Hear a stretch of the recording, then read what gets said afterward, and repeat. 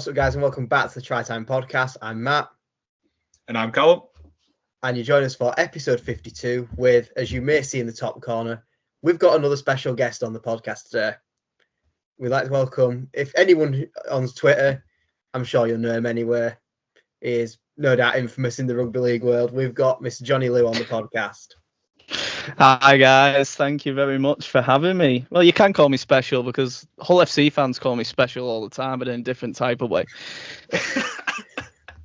God. I mean, I don't know if we dare say too much about the Hull FC fans, given they were actually quite okay when we got basically bumped in their Premier seats for cheap ass money. So yeah, that's true. Actually, yeah,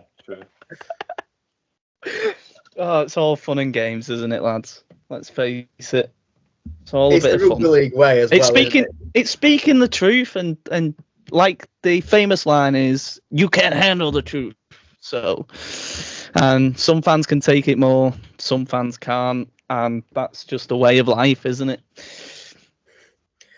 It is, and I mean, anyone who's in any of these whole blooming derby groups, I don't know how you cope. It's literally one of the worst experiences I've ever lived in. I'm going to say we're in it, aren't we, as part in the Hull Derby, like Hull KR versus Hull FC Facebook group. Are you on that? I am as well. It's absolutely class. Like the Saints Wigan banter page has just died a death, but like the Hull ones is just, there is literal hatred. Like that is pure and utter, unadulterated. I will kill you. It sounds like the Saints one aren't too harmonious from your tweet the other week. Wait, which one?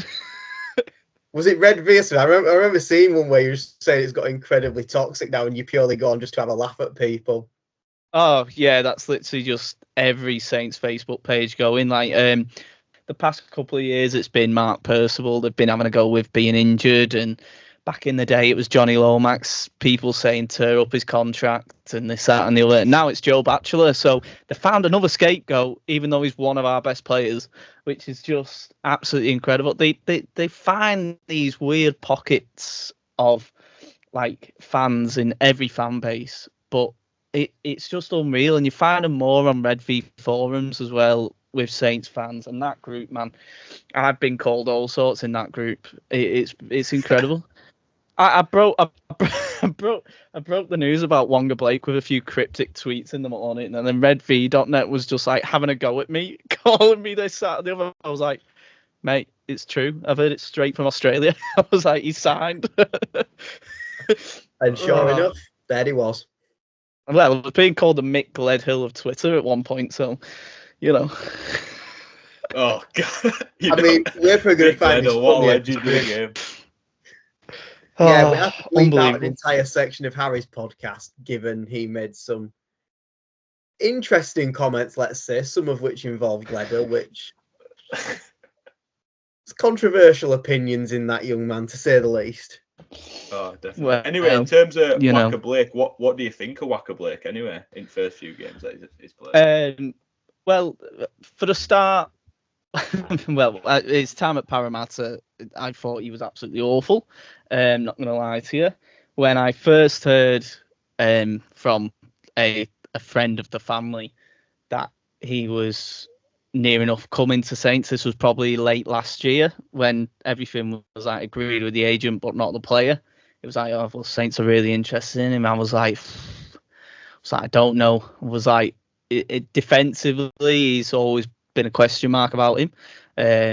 But if there's any team to shore up someone's defence and any coach, it's Paul Wellens, because you only had to see our defence under Wolf, what that was like. And even last year under Wellens, it's still very, very a strong influence on the team. So I was like, you know what, maybe that can be reassured, and he's quick as anything. And then obviously there was a bit of a delay to it, and then broke down in negotiations, and then we went back to him and managed to get him. And I was happy about it because he adds that pace that we need, that we've been really, really lacking last year especially. But obviously him only having bits and bobs to do at Parramatta at pre-season training, because obviously he wasn't contracted to anyone. He was just there as like a guest to keep his fitness.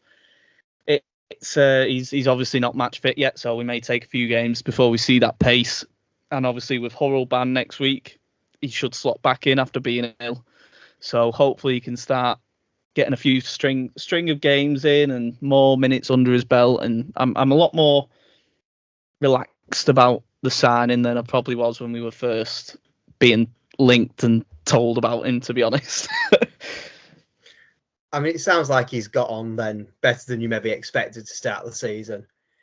I guess now with 3 games deep and we're starting to get an idea of who is or isn't potentially looking on top form for this year, what are you thinking in terms of league predictions? Any big shocks coming?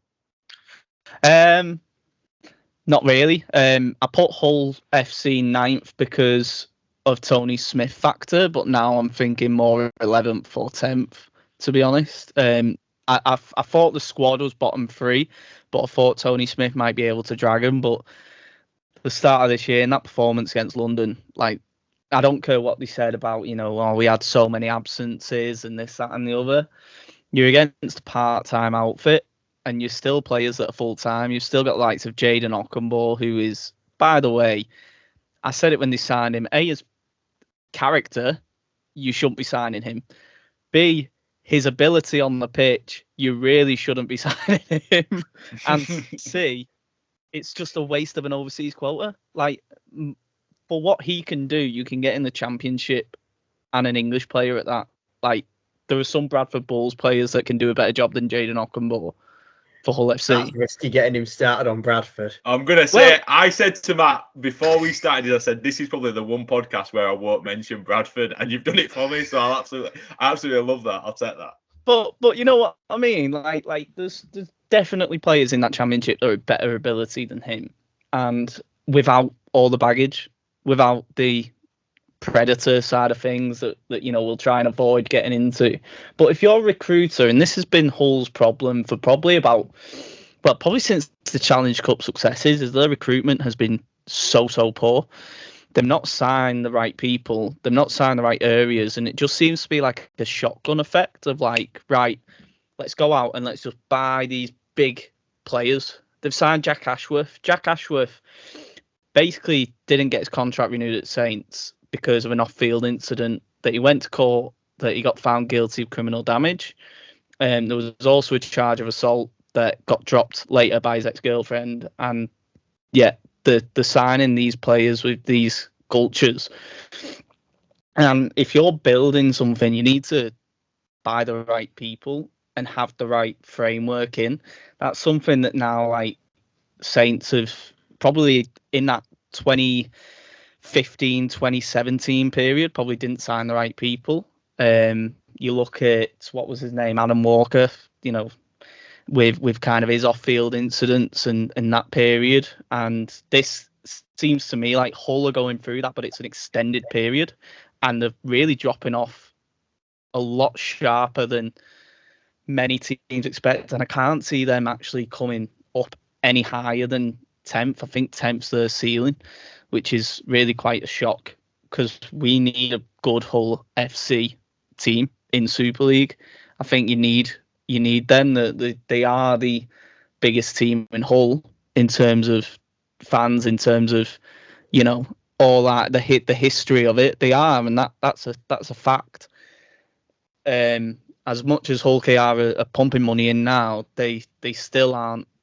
They need 30, 40 years of this before they can even question that, in my opinion. But we need that team. We need, like, Bradford. We need Bradford in there, but we can't at the minute, because we need them rivalries. We need them teams on top form, basically, and the prestige that them clubs have can't be questioned.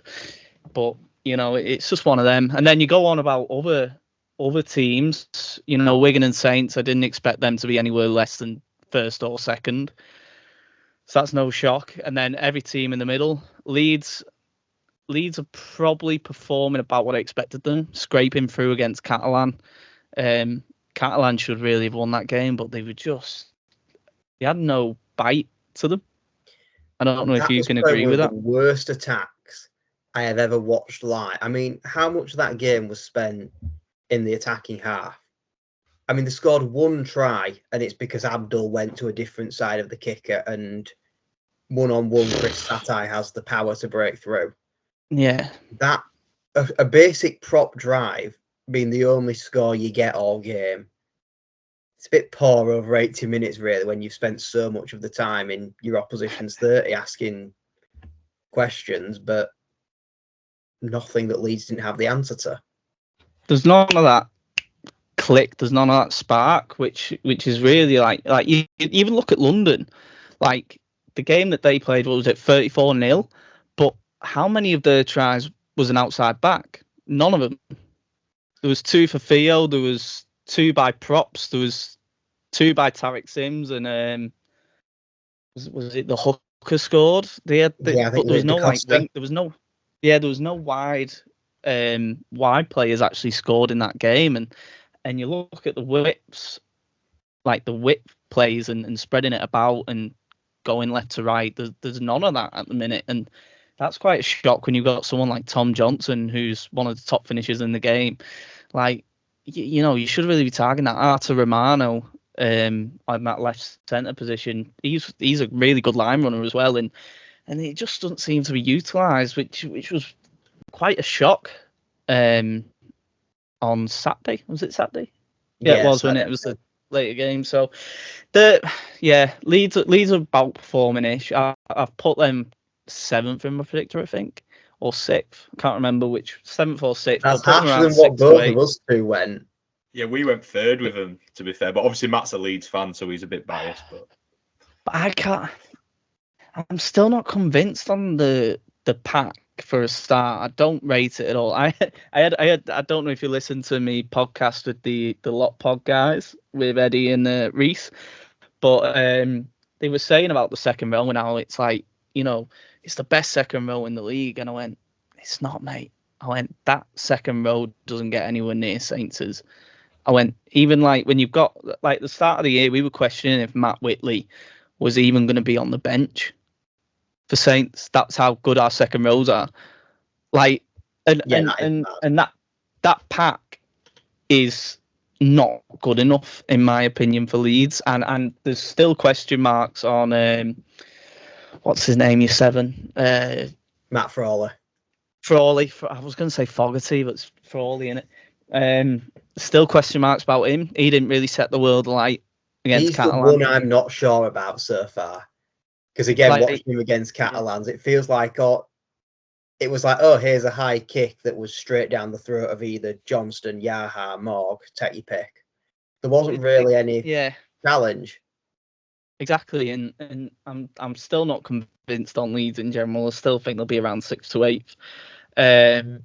Hull KR with a surprise loss against Salford. Salford have really surprised me. I put them 11th at first. I really shouldn't have. I think them and Hull FC might swap with 9th and 11th. And they're like my early season vibes, because Salford, I don't think I'll have the depth, but the 1 to 17, 1 to 18 is actually really quite good and can actually pull out some of them surprise games. We'll see on Friday against Saints how they really compete with a major test. Hull KR was a major test, but Hull KR felt like all they had to do was turn up. It seemed at times, and I'm still not convinced on Peter Hickey as a fullback. No, definitely not Hickey at fullback. I think I'm almost convinced he's not a fullback at this point. He's more of a fullback than a goal kicker, but still not a fullback. It's like he's one of genuinely one of the best line running centres in the NRL for the last couple of years. And he's got the strength, pace, he's got the handling ability to do it, but he's just not got the positional awareness to be a fullback. And the fact that he's only played about 7 games there in a 13-year spell, it reminds me of when Saints signed Lance O'Wire, right? And we signed him a fullback hooker, a World Cup winning fullback, and we signed him to play 6, a position that he hadn't played for 9 years. That reminds me of when we signed him. And I even remember speaking to Ellens when I was working like when he was playing, and I was working at swimming baths, and he always said he had a chat to Royce Simmons and Nathan Brown when Nathan Brown came in. But even Royce, he said, Royce, you went play me at 6. And he said, because you cannot sign Lance Wyatt and have him playing 6 and not fullback. He went, just play me in the halves. And I always remember chatting to him about that. And that's what he said to the coaches. And it reminds me, this Peter Hiku signing of exactly that. He's a centre. He's his best position centre. He's got the attributes of a centre, but yet he's playing at fullback, and you're not going to get the best out of him.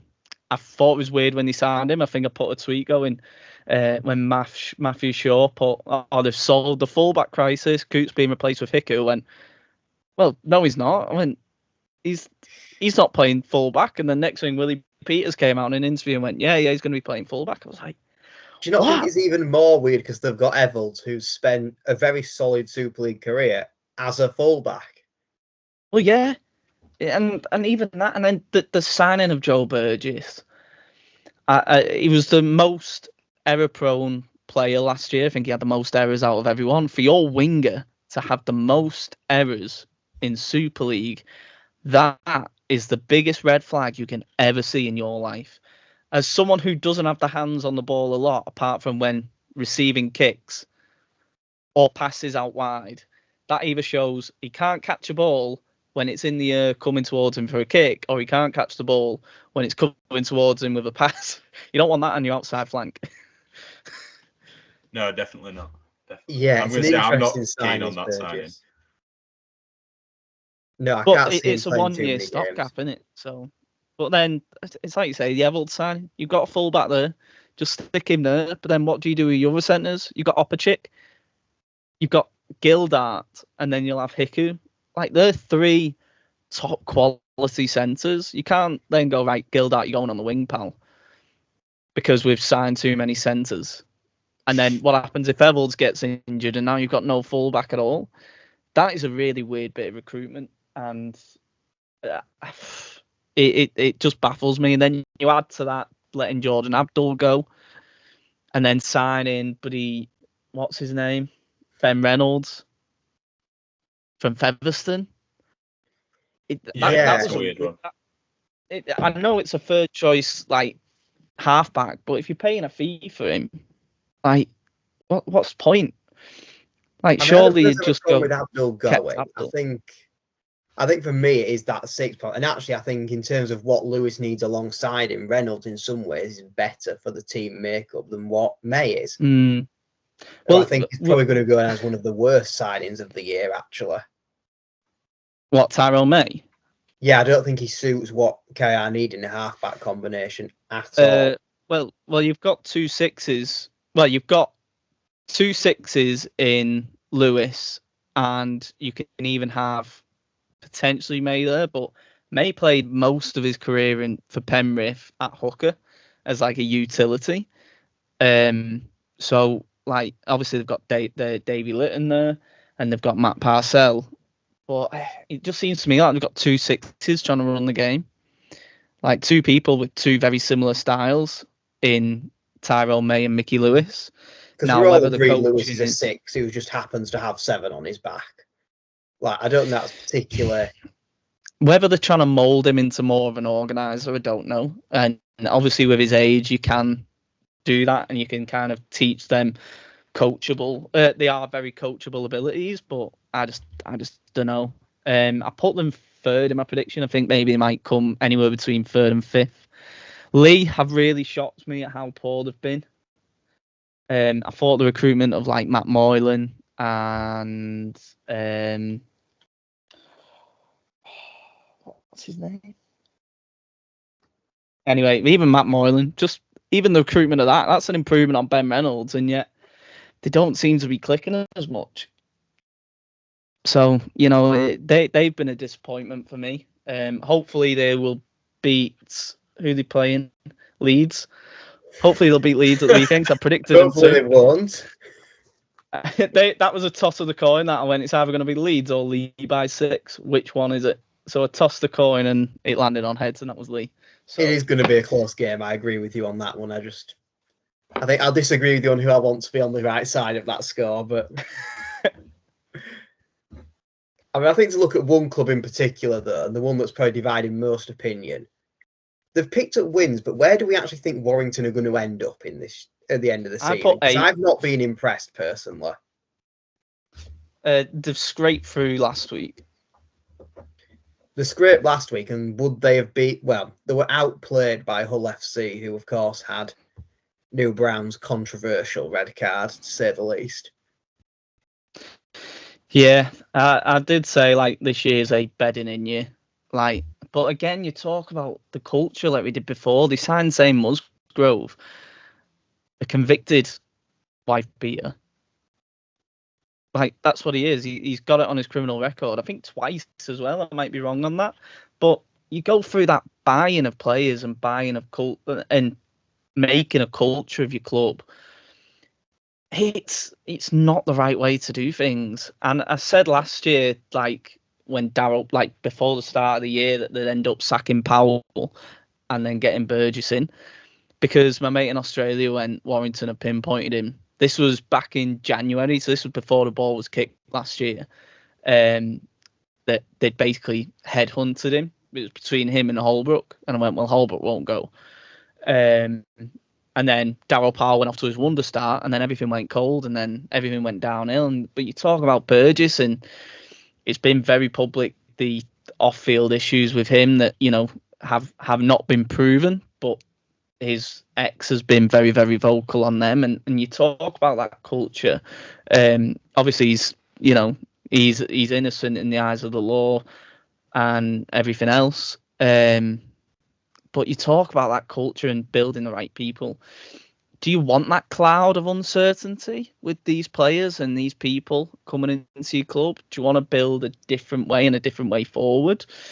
You know, you've got these ways, and the way he ended it at South was very strange as well. It seemed very, very off for like Souths just to go, all right, well, off you go then. And his fallouts with Jason Demucci were very public last year, and I don't know. I just don't think you're building the right culture there with the likes of Sam Burgess, and the media are absolutely loving it. You know, it's a media field mind having the biggest name in rugby league out there.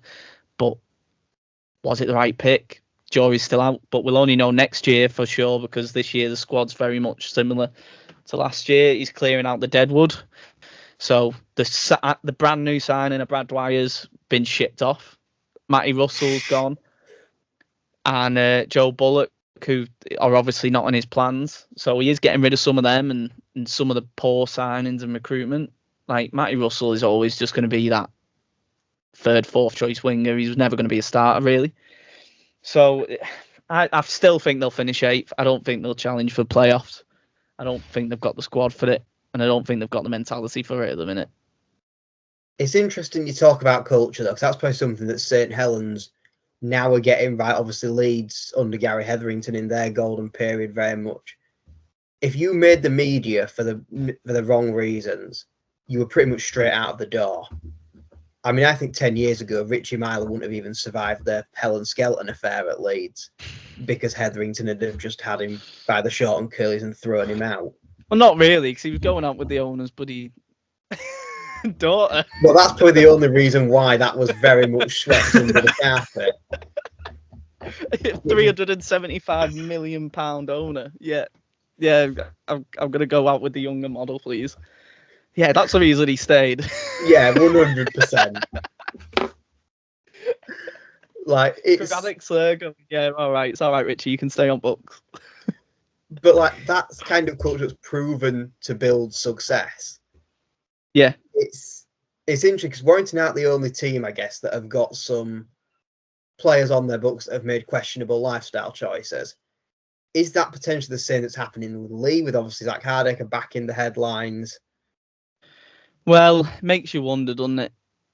Does make you wonder. And these type of players keep getting second chances. Like, I'm all for a second chance, but it's got to be for the right reasons, and it can't. And they've got to earn that second chance. But more importantly, that second chance, when it comes to certain crimes, shouldn't really be welcomed. Like, for example, really, should Saints have signed Ben Barber for his ability? Yeah. For his off-field antics back in 2014 at the Bulldogs, and then, like the drugs thing you can kind of excuse because I think we pretty much know that rugby league culture is, well, questionable with them sort of habits in the off season, etc. So you can't really judge that. But with the sort of the beatings of wives and that violence against women, I think they should sort of never be given a second chance, which my club's done before, and I think every club's done before. They kind of bypass it because of ability, but when them players don't even have the ability, that's when you can really question it. So the likes of your Musgroves, who, in my opinion, wasn't very good at Souths since after the age of 23, really. And it's been a big fall off for the likes of him, the likes of, there's just certain players like Ockenbo's questionable pass that we've had. But do you want them people? Do you want them there? Probably not. And you've got to build that culture and you've got to build it from the ground up. But more importantly, it's about that work ethic. And I think if a player's not got the work ethic, like you look at Nofaluma at Salford, right? Now, the West Tigers, he went on strike because he's fed up losing. That was his excuse. It wasn't. You just straight up believe you're too good for what you are. So you go on strike, sulking, this, that, and the other. That's not the right attitude. But then coming to a club like Salford, where Paul Rowley doesn't accept that might help him. But then it's just all about them decisions of players, and it's up to the coach then to go and weigh up everything. But I don't think Sam Burgess has weighed it up, and it seems to be a theme with Warrington pretty much all the time. And every season we seem to have the same conversations with that club. Like Matt Duffy isn't a workhorse. Matt Duffy isn't someone he believes his own hype. So if you've got a player that believes his own hype more than his ability, they will never ever improve, and they will never ever want to improve. And then your club will never ever improve. Might being concussed for over half the game, so. And that's another subject. We go on about concussion and how it's killing the game, and yet you've got a player there who's smacked his head on the floor, absolutely knocked clean out, sleep as anything. You've got an independent doctor on the sidelines and one in the bunker. Like, what? Why isn't someone then having a word going, mate, he needs to go off? You see it in the NRL all the time. You seen it at the weekend in Vegas when a player went down, went back into the line, and ref went, what are you doing? Get off. Because the video ref and the independent doctor in his ear went, right, come on, get out. Get off the pitch and go with an HIA. He didn't return. Matt Duffy wouldn't have returned. And yet we're here why we've even got all this in, because the players can't be trusted to do their own on-field welfare, which is ironic when you think it's ex-players who are now doing the courts, which, I mean, I'm sure we've all got our opinion on that particular one, which I think Fozzard's, again, famous tweet probably sums up a lot of what's going on in that lawsuit. It's just ironic, isn't it? It's genuinely ironic. Find players like Bobby Goulding. Bobby Goulding lets his sons play rugby league. I bet you half of them ex-pros, if not more, let their kids still play rugby league. If your sport fucked you up that bad, there is absolutely no way on this earth you will let your kids play that sport. No way. Doesn't matter how safe they promise it'll be. Yet you've got Bobby Goulding, who went into boxing to go earn a bit of coin because he was always skint, spending it on God knows what. You had him wrapping his car around the tree, high and off his cake. And then you've got him going, oh, well, years of rugby league, that. And you go, well, there's other mitigating circumstances to yours. That one should just be thrown out of court, no questions asked. That should just be, you go pay your own legal bills, you absolute dipshit. Like, I get really annoyed with him. I get really annoyed with people like that because Nick Fozzard, all you have to do is put that tweet up in a courtroom and go, well, you were aiming for it. And then he'll go, oh, my coach told me to do it. And I'm like, well, have you got any proof of that? No, I've got that tweet that says, oh, go on, another player said to me, go do it. Well, if another player tells me to go do it, I'll go do it. Well, if they go tell you to jump off a cliff, will you jump off a cliff? No. Like, if they're smart enough to weigh up life decisions of having kids, doing this, doing that, they're smart enough to know that if I run full pelt at someone with my elbow up, that's probably going to cause some head damage. Everyone knows that. My dad knew it, and he was playing in the 70s. Like, they all knew that were the risks. They know that. So it just pisses me off so much. And I think it's one topic that I think every rugby league fan gets annoyed at. At first, they had a lot of sympathy for him. But then the more I looked up and the more sports science has developed, all you have to do is look at our game. Look at how much it's changed since 2014, 10 years ago. You look at how much it's changed since 2008, 16 years ago. It's massive. And that culture has changed because of sports science. We've now got concussion subs. We've now got mandatory stand-down periods. That's proof that the game, due to sports science, has changed for the right reasons. But if we didn't have the knowledge then, how can we? Because I think Nick Fozzard put a tweet out when he was on Twitter where he was on about CTE being known about in the mid-90s. And then I think in a follow-up tweet, he wrote about sports science and then said, oh, well, no one knew about CTE until like 2010s. But then he's just contradicted himself in two statements when he put it out. And I think one of them got deleted. I think it was maybe the later one. But it's just like, if you're gonna go and sue the sport, just at least delete all your old tweets. Like, they're still up. That's the funniest thing about it. You see it every other week when like when the New Brown incident happened and everyone was quote tweeting that same tweet. Just go and delete it. Log on and delete it. Or one of your agent or solicitor or whatever. Just give them your details if you don't want to look at the abuse that you're getting. It's mind-boggling. Sorry, that was a big rant, but it pisses, because they're my former players, and I know that there's more of them. Like Nick Fozzard, I've got. I don't know if you can. I'll get it up here. I've got a Nick Fozzard pin badge, right? Saint Nick, and this is so close to going in the bin. They got made before that allegation, like before he joined that court case, and it's like the amount of money you've taken out of the sport over the years promoting it, the amount of sportsman's dinners you got paid for. Like, you wouldn't have the life you've got if it wasn't for rugby league. And he says, "Oh yeah, I'd give it up in a lifetime, in a heartbeat." I don't think many players would. It's like, would they give that up? Even James Graham said, "You know what? I live with it, and that's it." And James Graham speaks very, very well about these issues on the Buy Around podcast, and I just think, every player knew about them. If they knew about it when my dad and his mates were playing in the 70s, they knew about it then, and they weighed up them risks, and they went, "No, what? I quite like that as a sport."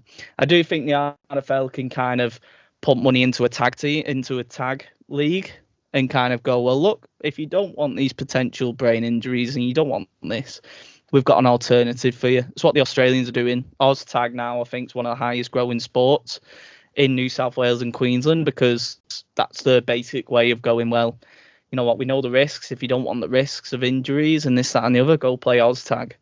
And then it's a way of keeping people in the game, but also losing out on them risk factors. That's actually a really good forward-thinking idea, which probably means the IFL won't do it, but... I mean, I know Saints Community and that have their own tag league, but it's not very well publicised and it's not very well out there. Whereas if you have the RFL giving, I don't know, 5% of their budget, but if it can save the game we love, then surely that's a better thing to do. But in classic RFL style, they can only get one insurance quote, and that one insurance quote is basically the one they can afford. If you have a heart attack or a stroke, you can still get holiday insurance. You've just got to pay a bit extra. So you're saying to me that the NRL or the World Cup Challenge wasn't insured? No, they just paid the right amount of money. And it's because of these poor business decisions of the past with the RFL is why we're in this situation now, where we're worried about the game and whether it'll even exist. And yet the NRL are too busy focusing on bigger, better things. They're on about an expansion team in the Pacific. They're on about an expansion team potentially in America now. They're on about all these things. And yet we deemed America, which could be the saviour. And we we deemed Super League. Our Rodri Jones who is chairman of Rugby League Commercial, right, in 2020 was part of the board that deemed North America a not viable option because it was an oversaturated market for rugby league. And yet you've just had 40,000 people go from Australia and America to go and watch a game in Vegas. Now, why couldn't they have teamed up with the NRL back when we had Toronto and gone, tell you what, why don't we go do this? Because they're too stubborn in their own minds to bother doing anything forward thinking. They've got to think, no, it was great back in 1960s. Yeah, back in day when rugby league was at its peak, when Salford and Swinton were getting 45,000. Now they can't get 4,500. So wake up and sort your rubbish out. No, I think that's fair enough, to be fair, mate. Better, really. Yeah, that you put it well there, mate. It just annoys me, and the Toronto situation annoys me even more because you've got 10,000 people there in their last game that they played in Canada, which doesn't matter whether they're free. You had 10,000 people in them gates. They could give away, right, 8,000 free at Salford, right, and if they sold it out, it'd still be a success. And yet, why is it not a success? Because it didn't happen on English soil. And then we get rid of them straight away. So it just irritates me. The whole RFL just isn't fit for purpose. And the fact that a couple of lads on Twitter can see it, then that's the problem. They're running our sport. Rodri Jones is in charge of our commercial side. The man who brought us Papa John's free pizza sponsorship deal is bringing us everything else. Like, if there's ever proof that IMG works, it's the fact that they've somehow managed to pull off a fairly decent TV deal despite all the failings of the RFL before them. I mean, I guess, there's two things on that. Number one, it says it all, like you say, with Papa John's given they sponsor an entire lower league football competition, and I'm certain that's for more than a few slices of margarita. I think it was over 2 million, wasn't it? Yeah. It was definitely a seven-figure figure. We couldn't even get $2,000 out of them. Oh, what are you on about? We got about 10 pizzas a game. To be fair, that 10 pizzas from there probably is about $2,000, isn't it? Let's be honest, but that's a different issue. Not stock price, though. It probably cost them about 50 quid a weekend for the full fixture list of bloody games. Honest to God. But I mean, jokes aside, I guess sticking with the RFL incompetence, Catalan's budget cuts, having to supposedly pay for all the Super League teams to go to France. Right. First of all, I'm going to ask your guys' opinion man? on it. I'm going to ask Callum and yours opinion on it before I rant again, because this annoys me. There's a lot that annoys me, but this especially annoys me. So I'll let you guys take the lead on this. Which one of us going first? Because I'm probably the one that's more often down to a rant here. I'll just go first and I probably don't have as much to say. I just think it's like the classic amateur rugby league again. It's like it's the worst part about it is you're just not surprised, and I think that tells all really. I mean, it's similar to Toulouse in the Championship have done it now, funding for all the teams to go down there, but that's a part-time environment and it's a bit different, I guess. You can excuse it. But Catalans, it's just, again, like, just where's the game actually going? Thing is, I bet you we can name the clubs that aren't happy they have to pay as well. I bet you we can name them here. Yeah, probably. Thing is, if Wakefield were up, they'd probably be happy to pay now. Because they've got a decent probably owner. now. They probably pay it now to get back up. Go on, Matthew. They've been here since 2006, and this has worked properly. For an entire child would be an adult now since Catalan joined Super League. Why are we trying to break it? It's probably the one success expansion has had, certainly in the top flight.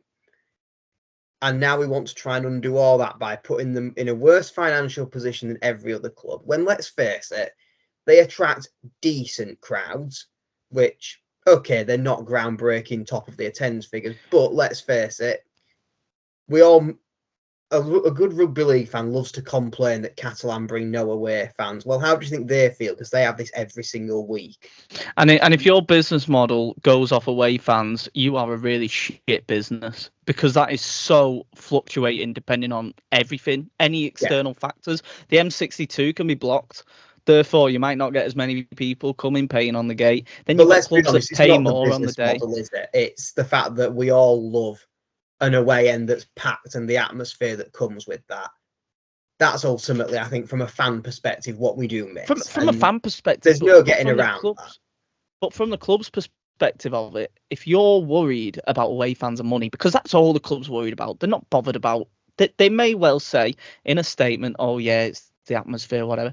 That's a load of bollocks, because there's only one thing a club owner cares about, and that's money. It's how much they're losing, because every rugby league club pretty much loses money, but how much assets they can recruit with it, recur because of it, right? So if they ever moan about away fans, it is never ever because of the atmosphere. I can tell you that right now. But from a fan's perspective, it may well be. But from a club's board directors, if they say anything about away fans, like Sir Derek Beaumont does not care about the atmosphere at Leigh Sports Village when it comes to away fans bringing to it. He cares about the atmosphere Leigh fans bring to it. He cares about the money away fans bring to that game. It's absolute bollocks when they say that, because that annoys me. It really does, because it's a business, and that's the reason they care. And also, obviously we played Catalans literally on Saturday just gone.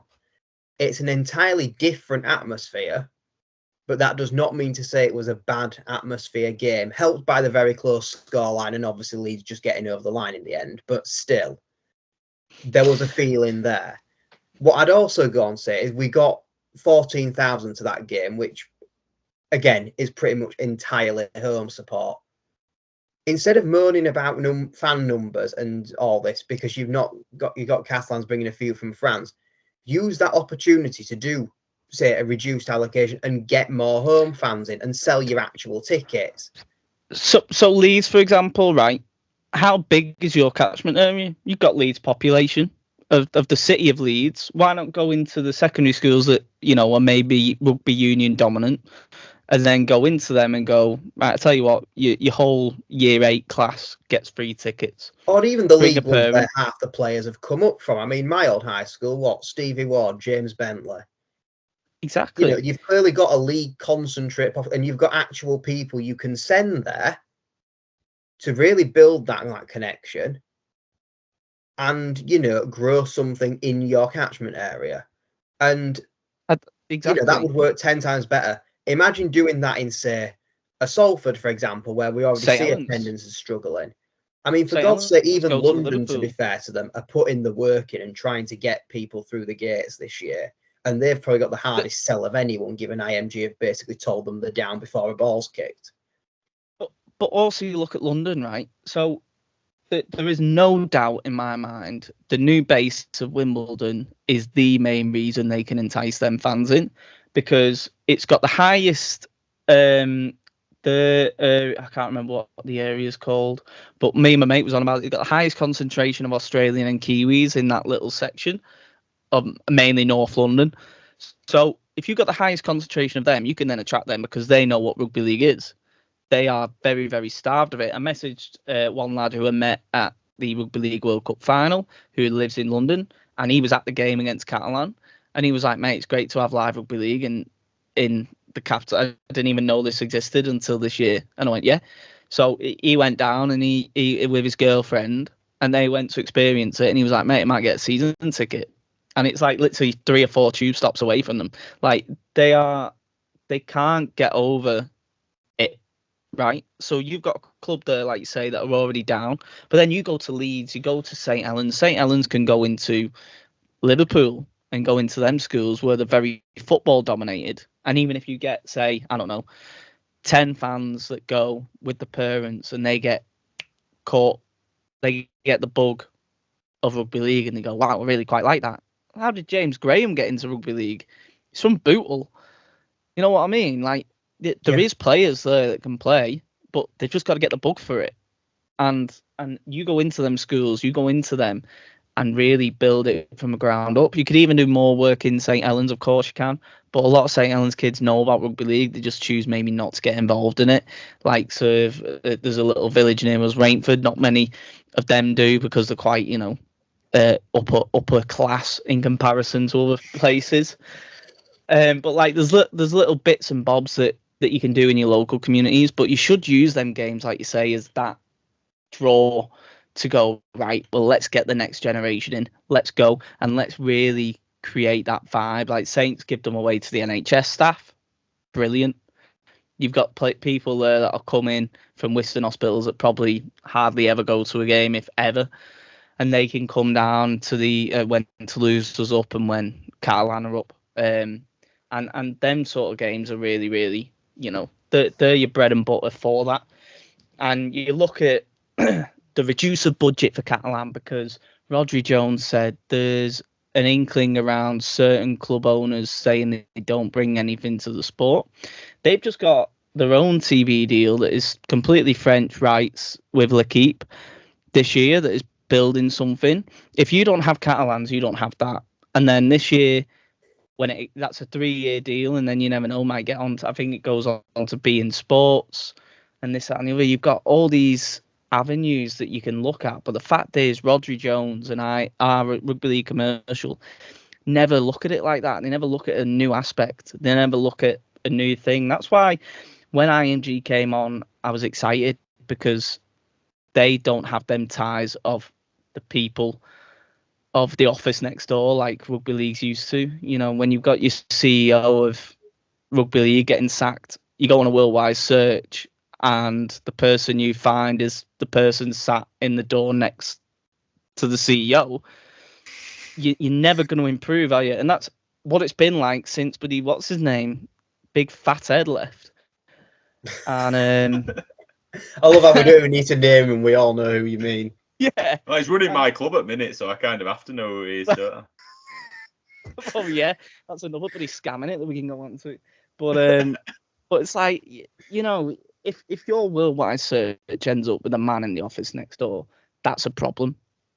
That's a real big problem. Especially when things weren't great to start with. Literally what it is. In the world, you can maybe get away with it, but we were far from that. Exactly. And then if you've got them saying they bring nothing, how the hell can they announce this deal with L'Équipe and then you go, yeah, still bring nothing commercially? Because you're not targeting them areas. You're not going out. Like, French Rugby League will not have developed anywhere near as much as it has without Catalans.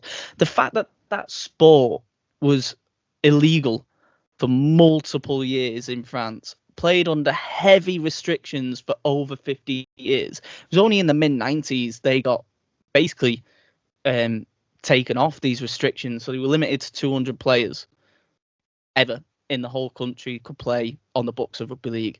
They could never ever set up their own proper divisions. And it was really horrific. And the people of the south of France rebelled to eventually get rugby league restrictions lifted. And you're saying to them, oh yeah, you bring nothing to the sport. What are you doing? That's a joke. That's an insult to them people. That's an insult to the whole region of France. And they talk about rugby league growing the game, and yet all they want to do is keep it in the M62. What's the point? No one on this earth in London cares remotely about a club that is 4 hours away from their house drive. Nearest, apart from London Broncos, if you take them out. The fact that it's my mate in France, right, it's easier for him to get to London than it is to get to anywhere else because of the flights. Yeah. So, you know what I mean? And you talk about it. So it's easier for people from London to go fly to Perpignan to support them than it is anywhere else if the London Broncos didn't exist. So, you know what I mean? And they take this for such granted, the RFL. And we've got a beautiful nugget there The fact that you can say we've got a European Super League, and yet we don't even utilise that anymore. It's not even called European Super League anymore, really. It's just called Super League. I mean, look how many millions we're throwing in football to try and create this. We've already got it. Well, that's another thing, isn't it? It's typical rugby league. They let rugby union take rugby, so that's just known as rugby now. Well, to be fair, the union are also taking Ralph Rimmer, so we've at least got one back there. Well, yeah, you know. Cheers, Boris, for that. That's one thing we can thank you for.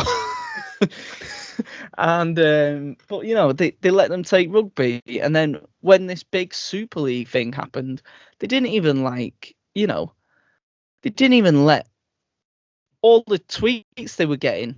They didn't even make one joke about it, and that social media interaction would have been unbelievable that day that got announced. You got millions of IMG points for that. Well, innit? But we always seem to be on the back foot in this country. We always seem to be. We're never on the front foot because we're constantly making mistakes. Well, we're making good things, and then we scrap them straight away. Like we had franchising. We had that. That was the right idea to go forward in order to build a sustainable model. So in order to pool the finances, in order to make our division stronger, and then it can, then be ploughed into other areas. We had our best TV deal under that structure, and then they decided to go to a Super 8 model, which then, granted, increased the TV revenue because it was something new, but then once they realised what the Super 8s was, it destroyed the fabric of the competition and was the main reason why we got such a shit deal in the next one, because we had about 4 format changes in a matter of 6-7 years. It was like, what are you doing? They had to constantly tweak. I always remember the video they put out for the Super 8s. And me as a fan was more confused after I watched the Super 8 explanation video than before I'd watched it. So how can someone as a I prefer the Super 8s. That's probably my go-to system that I would pick of the 3. But the fact is, we've all got one that we like the most. But either way, it's not lasted very long. And exactly, that's half the problem. We can't get behind that because it just disappears again in a few years. But now we're back. We're back to what we was 11 years ago. So now we're 11 years behind. But now we're back to what we were 11 years ago with talks that IMG like the Super 8s most, and that might be coming back in an adaptive form. IMG prefer franchising, and they know it's the most successful model. I've heard that straight from someone from IMG as well. Like, the amount of research they're doing into it, it's ridiculous. Like, when people, I would be glad saying, what are they doing? That, given we're doing this ranking in the first place, because we just it's going to be a 12-year franchise minimum. So I think the idea is. Right. The idea is by 2028 it'll go up to 14 teams, depending on the next TV deal. So that is when. That's why this grading is 12 years then, stability-wise, in terms of what comes next. But at least that would give the clubs a long-term stability. Well, that's the point, and it's thinking long-term rather than this short-term mentality that we've constantly had. Like, you only have to look at Bradford Bulls and the crisis. They was looking so short term. Wigan, when they went bust in the 90s, all they were doing was buying everyone they could. If anyone was linked to another team, they'd buy them just so they couldn't have them. That was how Wigan built that model. But that's not sustainable, because as soon as they didn't make it to Wembley, they went bust because that Wembley pot was keeping them going.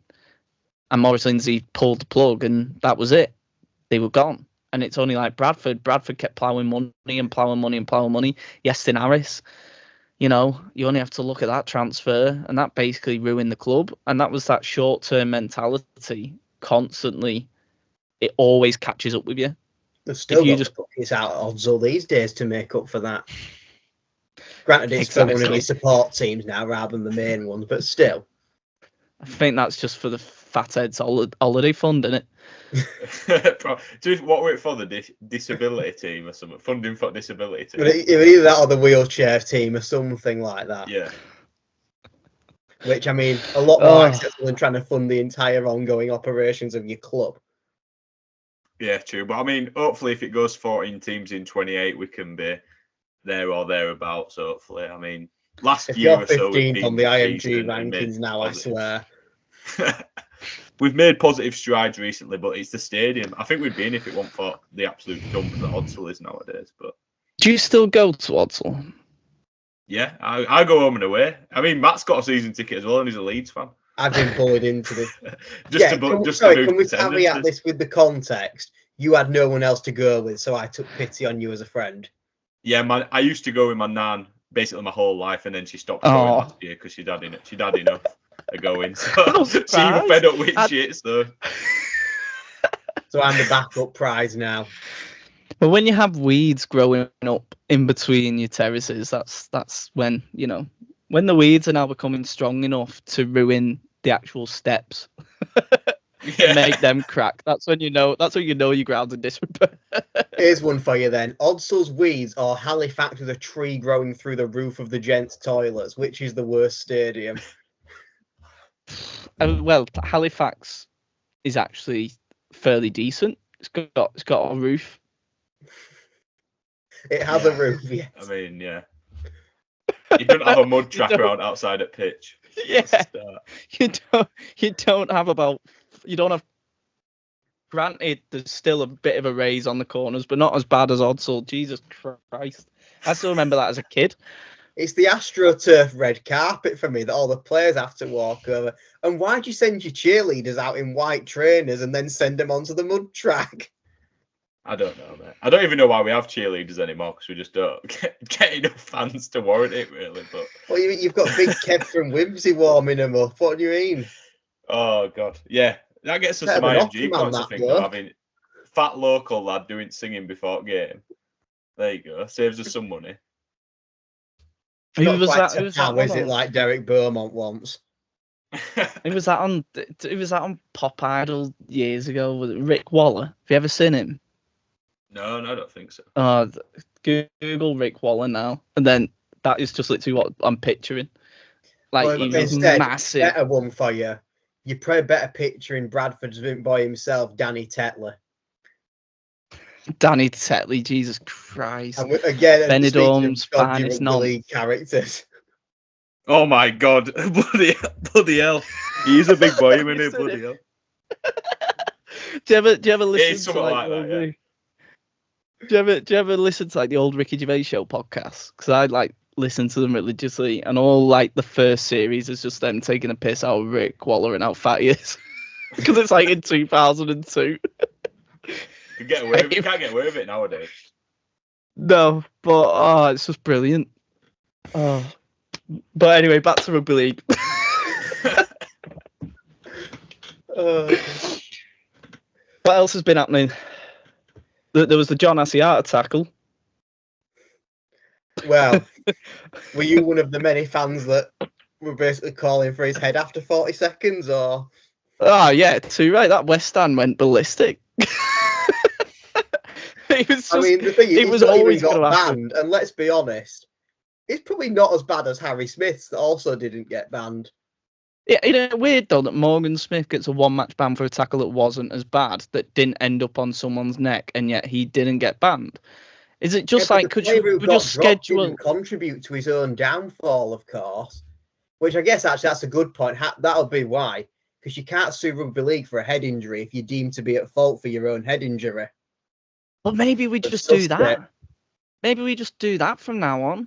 Someone gets a high shot to the head, it was their own fault. They were falling.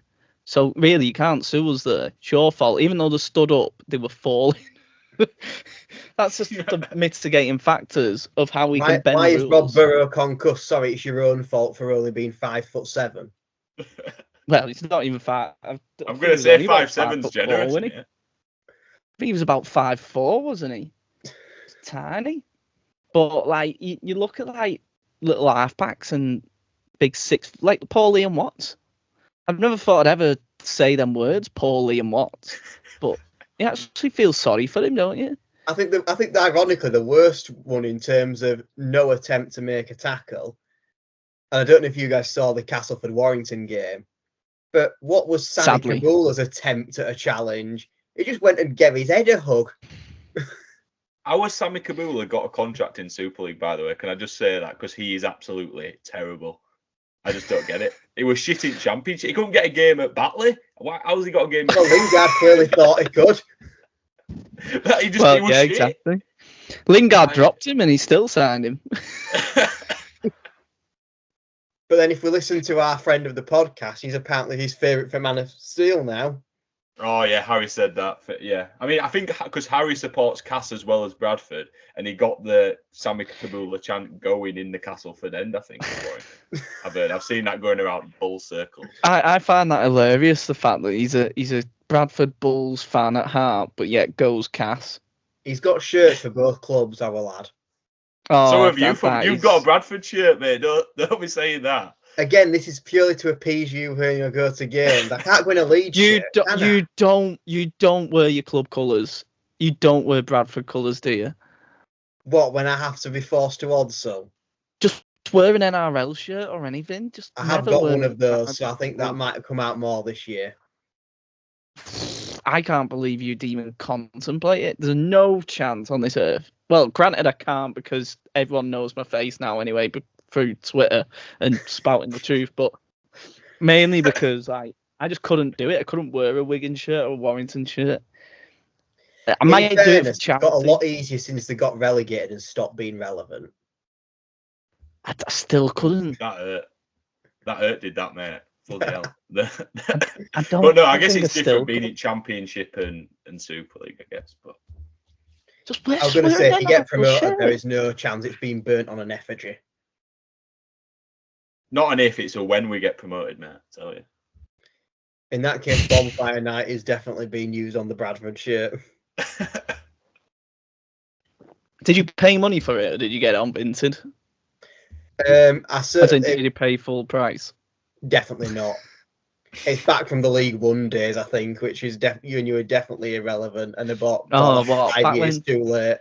Back when James Bentley got player of league. There you go. He's supporting the Leeds boys. No, did Bentley? Did Bentley leave the year when we got relegated? Didn't Bentley win Championship player of the year when we got relegated? I think he won it when you were in League One, didn't he? And then signed for us. I know we had because it was a conjoined award, wasn't it?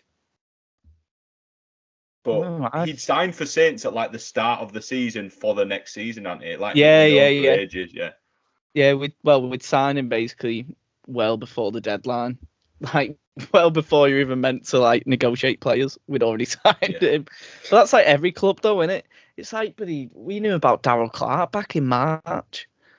But yeah, you can't, but obviously nothing's signed, nothing's official, and nothing's like tapped up or anything. Like, why would Warrington offer him a new deal in April if they didn't know that there was already something up? And every club does it. Our clubs, in respect to, you knew about Darryl Clark, we knew about Daryl Olferts. There's not much difference, is there? Well, say we knew, like, there was rumours, but, you know, we can't really say or not, can you? Because no one knows. It's like Tommy Mack this year, but he's rumoured to go to Catalans, and yet, May 31st is the deadline in it, or May 1st, or whatever. So I just think it's rubbish. Just should be like the NRL now, because everyone knows transfers before they've even happened. Everyone knows someone's tapping someone up. It's just like you can't officially say because nothing's ever signed. Yeah. What do you then reckon on the to 1st of May, suddenly all the press releases go out. And it's like, we negotiated this in 2 hours, I promise. Yeah, exactly that. What do you reckon to Darryl Clark as Roby's replacement then? Because obviously Roby's been your main hooker for years now, hasn't he? Well, but he's 20 years, wasn't he? Yeah. I remember being a kid, like the fact that I'd only ever seen 2 number 9 shirts in 27 years of living before Darryl Clark is ridiculous. Who else can say that? Like, not many teams can say that they've only known 2 number 9s. Like, obviously, there's people older than me that have only ever seen 2 number 9s. There's people that are like 32 that have only seen 2 number 9s in a Saints shirt. That's bonkers. To have that succession, yeah. I mean, how good they were as well. The closest version is. And literally how good they were. It's not like they were, you know, you had like a period of, who's going to do it? It was like we had this plan of, right, James Rowe with his young halfback, which is what he was. And they went, well, Cunningham's getting towards, like, he's getting on a bit. This was like 2003. And he didn't retire till 2010, which sums up how good the planning was. They were like, right, we'll probably need him in about 4 or 5 years. Got this young whippersnapper, very quick. Why don't we start training him at 9? Debuted on the wing like most people back in 2004. And then, the rest is history, isn't it? It's like one Man of Steel 2007, 6? 2007, 6? One of them years. 6 in my head, but could be either. Because it was Roby Wellens Graham or Roby Graham. I don't know. They were 3 years on the bounce, and I think Longy was 1 year as well. Wellens, but I could be wrong. I don't know, but yeah, because I think and then obviously now we've got Darrell Clarke, and the rumours were that Roby was retiring probably about 2020. They were really ramping up. Like, everyone just thought, I'll do another year. And I said back in 2020, I went, if we could, I would absolutely love Darrell Clarke from Warrington. I went, it probably won't happen. And then obviously he signed again. So it's like never a thing. But I remember not last year, obviously the year before, when it was seriously like, right, he's done. He'd announced his retirement. I was like, right, heard we'd signed Brad Dwyer, and I was absolutely livid. Like, we'd had talks with Brad Dwyer and basically agreed terms with him, and then Roby ended up backtracking, to which Darrell Clarke, to which Brad Dwyer then got told, no, we're not taking you on. We've got enough at hooker, because obviously we had Lussick, because Lussick was going to be the successor. That obviously didn't work out, and then we did kind of knew. Ellens didn't want 7 hookers like Warrington started the year with. Well, yeah, exactly that. So then obviously we'd had Lussick lined up to succeed Roby. Roby stayed on, so obviously Lussick was our number 2, so we didn't need Brad Dwyer. So he got told no, and then obviously at the start of last year when we went over to Australia, on the way home, Joey basically told the club, look, I would really like to stay in Australia, and Saints went, all right, okay. And this was after 2 weeks of returning home. He was like, look, I really want to go back. He went, but I'll only go if you get a replacement. And Saints obviously brought in Moses and Bai. And then it was kind of the writing was on the wall that Roby, this really was his last year. And then the talks happened with Darrell Clarke. And the moment I got told, I was ecstatic, because he's the perfect replacement. And I think a lot of Saints fans didn't realise how much we missed that bit of pace out of dummy half. Like, as good as Roby is, and it is very hard to say anything, he didn't have that pace when it came to the latter years. Really great at reading the game, but that little spark off the step at hooker, the little scoot, and I think Darrell Clarke will absolutely rejuvenise our attack, especially from last year in comparison with that. Still not sold on Moses and Bai as a 9. I think he's much more of a halfback / fullback. But I'm really happy with the acquisition of Darrell Clarke. I think it could be one of the signings of the season, if not the signing of the season. I mean, if Mbai's more of a natural halfback than a hooker, then you almost need to just swap with Hull FC at this point, and you can take the hooker Brown with number 7 on his back. Well, yeah. I really don't know why they've got him at 7 even. Clubs and playing players massively out of position this year. Who knows? We've gone full circle back to Hickey here. Well, in it just, but it's just one of them, and it's like, we haven't talked about other clubs and the likes of Huddersfield. I think Ian Watson is a very lucky man at the minute that he has a chairman in Ken Davey that seems to just trust him.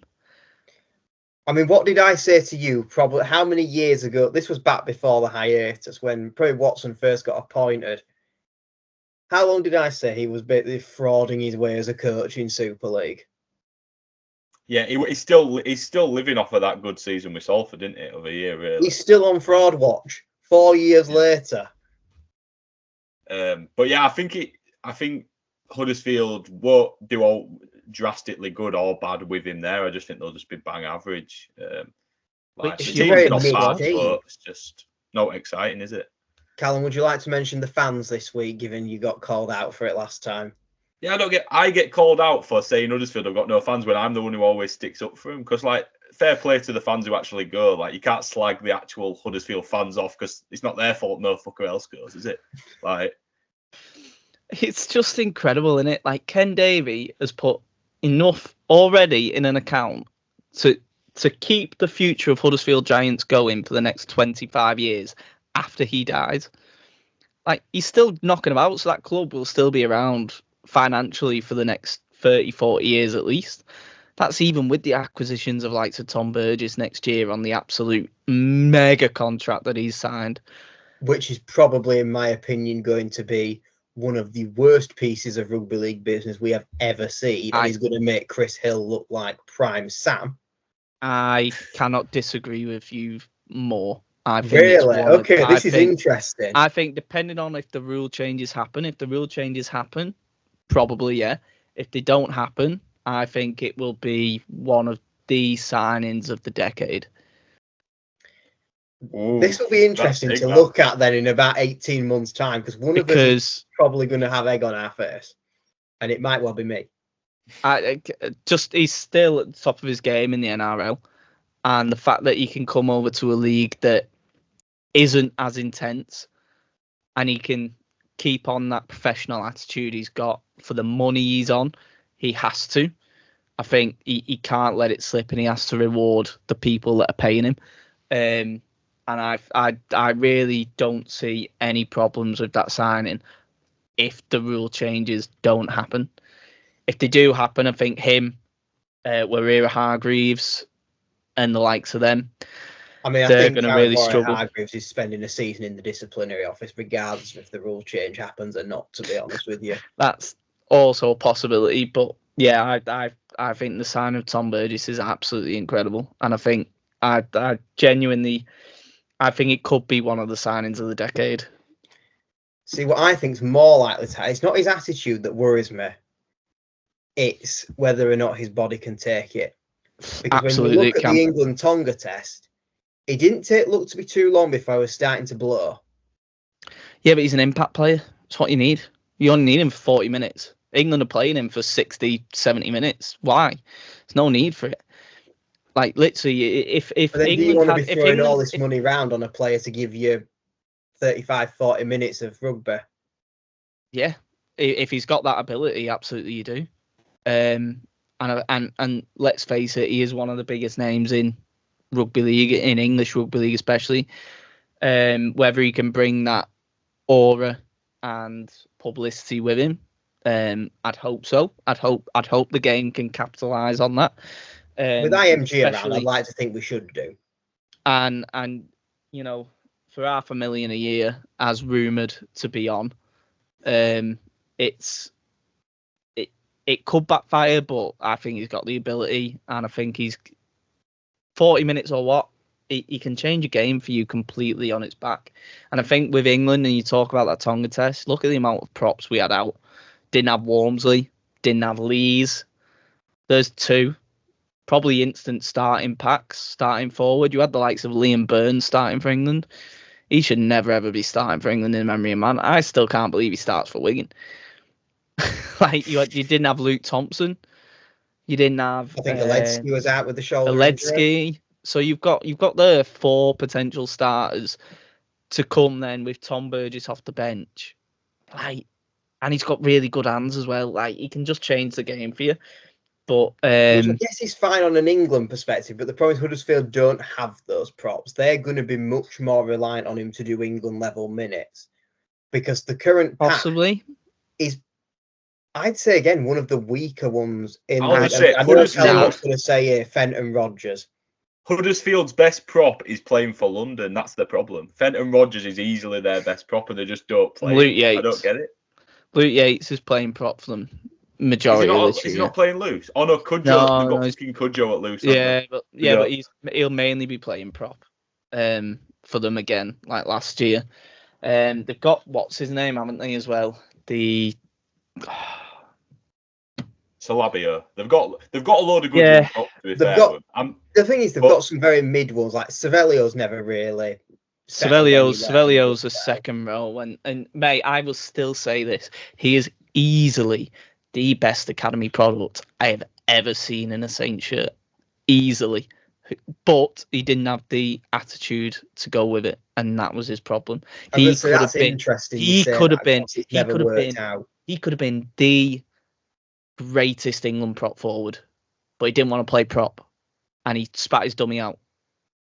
And his best position was prop, without a shadow of a doubt.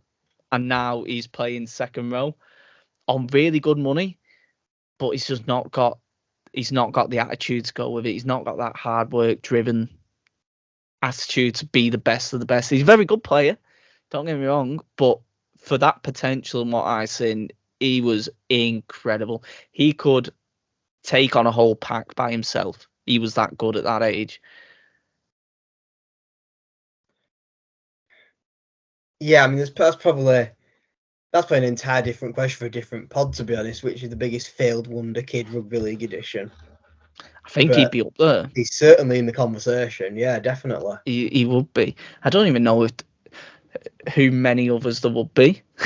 Obviously, football in terms, you just think of like Ravel Morrison, don't you, and people like that. But rugby league, you don't really know. I tell you, I've got one here, and he's a bit of a joke on the podcast. But Deck Patton, when he came on the scene at Warrington, Jake Connor. Yeah, he's got all the ability in the world. He could be a world beater, but I don't know. There's just something about him that he could be a match winner, but he can also lose you a lot of games. He's one of them players, and Huddersfield have him, but you know, someone like Tom Burgess can unlock that ability with that forward pack momentum. So you know that could unlock that potential that we all know Jake Connor's got, but he's now like what 27, 26, 27ish. He's got to be kicking on by now. It's interesting because Huddersfield's squad probably has quite a lot like that in terms of players who you almost think could have done more than they have. I mean, Tui Lolohea springs to mind as came over with a highlight reel that could have got every fan in Super League drooling. Looked quick, looked good on the ball, and he came over and ran like a pudding for 40 minutes, and then that was it. Are you still a bit bitter about how he went with Leeds on marquee money?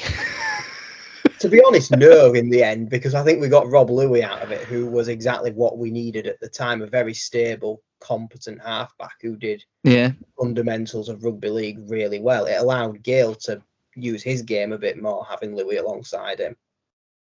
It's just a shame we couldn't have got Louis in the first place and not wasted 6 months with Tui. But and then you look at Tui and the way he was at Huddersfield, he was in the top 3 of Man of Steel points, right, at fullback. So what does he do? He signs Jake Connor and then messes up his whole spine. Has Tui Lolohea playing 6 fullback, 7 fullback, hooker at one point, and it's just like he that spine at Huddersfield, he couldn't find the right combination.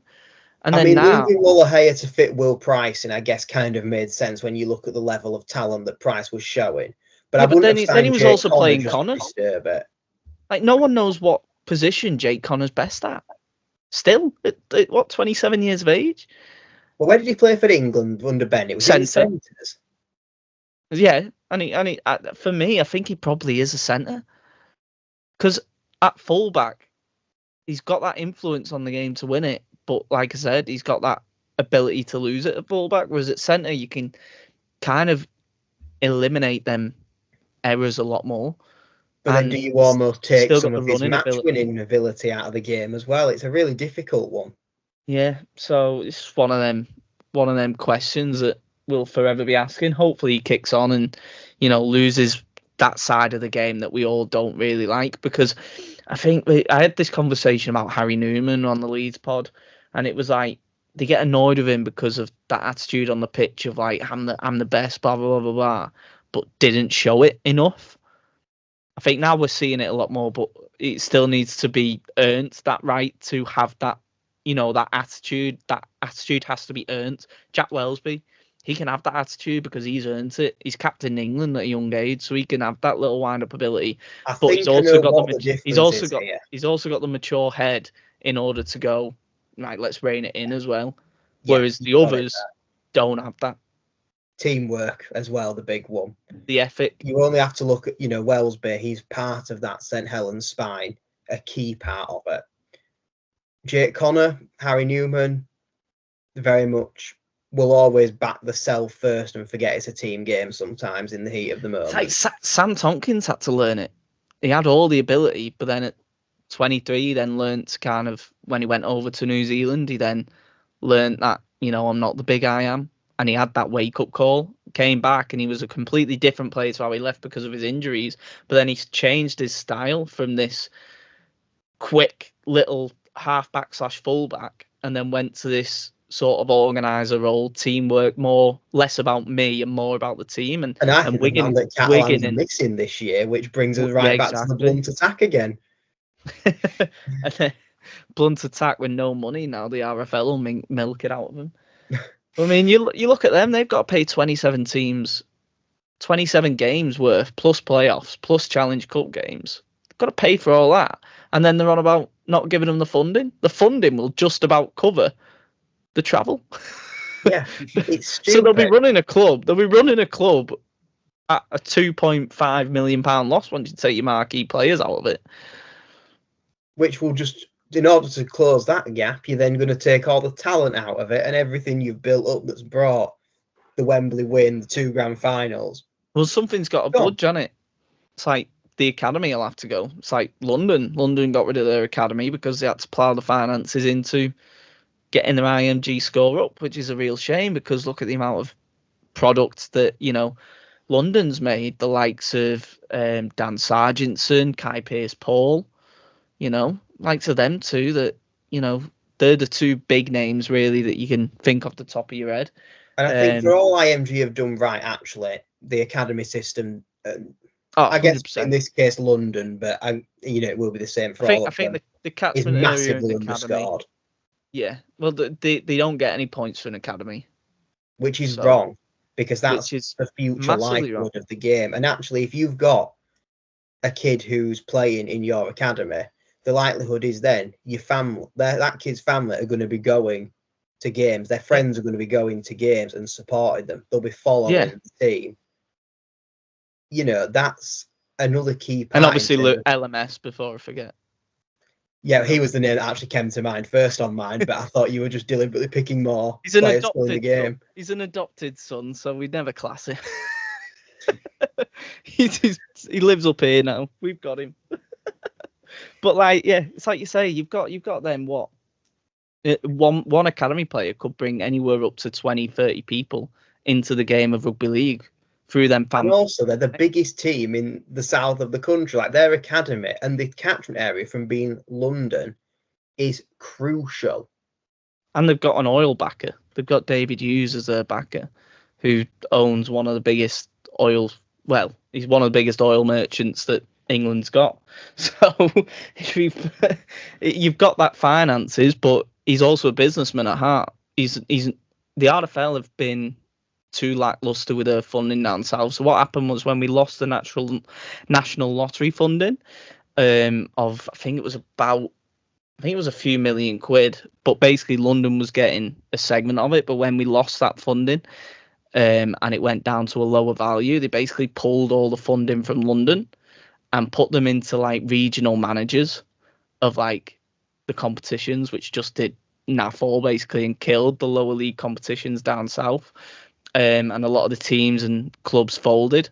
My mate used to coach at Northampton, and they said they went from 4 or 5 teams to having 4 or 5 players. That was it. That was how much the funding killed down south and Midlands territory, because everything just got ploughed up to the M62 because the feeder clubs up here were then losing money. So. And David Hughes just basically got fed up of last year ploughing all the money into the south of England when he got no reward from it, from the RFL, no backing. He helped bail out Wimbledon. That's why he's got this stadium agreement potentially, because I know he's quite close with the chairman over at Wimbledon. So you've then got that substantial future that London can give, and yet we aren't utilising it under the IMG strategy, which they know where to improve, they can improve, but we need London in the top flight. It's the biggest media market in Europe, and we're missing out on that. And it's the stability as well. Like I said, touched on it earlier. You look at London in the previous stints, which, I think since the rebrand back from Harlequins probably hasn't been successful. But they had, didn't they play at 3 different home grounds one season? How do you sell a season ticket when you don't even know where they're going to play for the next game? It reminded me kind of like the West Tigers in Australia, where they had about 4 home grounds at one point because they just didn't have a stadium. And when Twickenham Stoop got taken from them by the Harlequins Rugby Union Club. And then there was the whole thing in Ealing, wasn't there, at one point? Ealing was an actual base they can market from, and it looks to be. I think there was in Ealing for about 3 or 4 years. I think my mate was. Yeah, I think it was. It was. My mate was at uni, and he was staying in Ealing. It was when they were top flight, but then when we were in the Championship, the year after. Yeah, I remember going down a couple of times in Championship too. Yeah, I think it was the last season in Super League they moved there, and then I think you're right, they stayed in the Champ for a few years. Because my mate was at uni, so he used to say, "I'll come down for a game and we'll go for a few pints." And never actually got a chance because I was always on holiday whenever it was London away. Then the Super League era, when they were back in Super League. But you look at London in the past, like, it was set up by Richard Branson. And we let that go. We had the Britain's richest man at one point back in a club. It had a merger with the Brisbane Broncos. That's why it was called London Broncos. They were in fairness, it was a better name than probably London Virgin, which is what he'd have probably come up with. Yeah, true. But like the old Virgin days were like, it was real buzz about the place. I don't remember it, but I remember like speaking to Paul Sculthorpe and before he signed for Saints, and he went down to Richard Branson's house in London for a meeting with Richard Branson in order to poach him for London Broncos from Warrington. And he said he walked in and I had my shoes on, they're all freshly done and all this, that and the other. And next thing he said, right, Richard's ready for you now, his PA. Went in, the room was empty. Carpet, and he came up and he was like, you all right, Paul, blah, blah, blah, blah, and having a chat to him. And then next thing, go to sit down, and next thing he's got my shoes up and he's shining my shoes and he goes, right, how much is it going to take for you to come here? It's like, they were trying to get the likes of Paul Sculthorpe. I think they'd signed I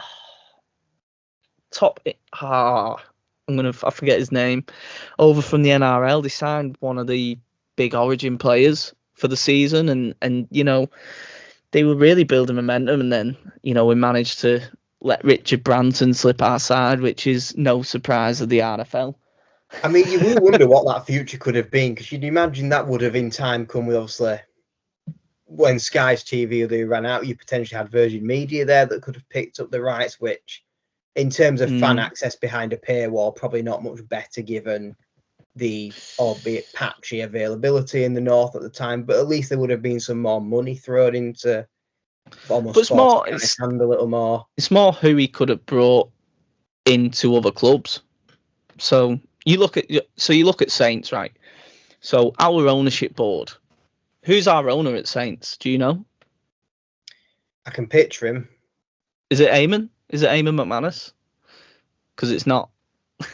Everyone thinks Eamon McManus owns Saints. He owns a portion of Saints. He's not the majority. Saints. No. His mate is. His 2 mates, actually.